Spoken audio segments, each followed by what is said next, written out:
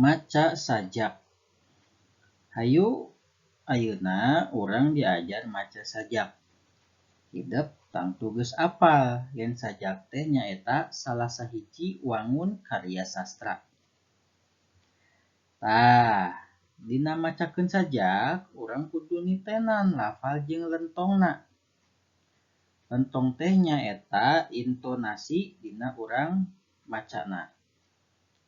Lian ti eta oge, urang kudu apal heula kana eusi sajakna.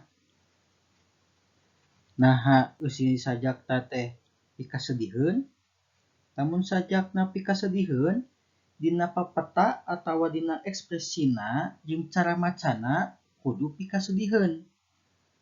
Kitu deui, lamun eusi sajakna pikabungaheun, dina papeta jeung cara macana kudu pikabungaheun.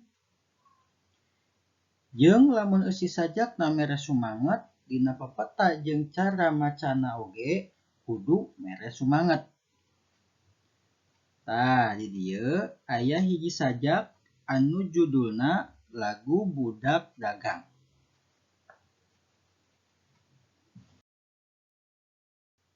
Pek mangga ku hidep sadayana regepkeun sareng kupingkeun. Lagu budak dagang. Pasar ngajajar, warung ting jarentul kaki lima paloba-loba. Doa mintul jang jawokan mental. Boro repok mangsa ngitung rugi laba. Oplet butut zaman Bang Mandra. Kiwari angkot paloba-loba motor Jepang jeung motor Cina. Balawiri jadi riweuh nu teu boga. Si bungsu, si goler teu kaampeuh leana.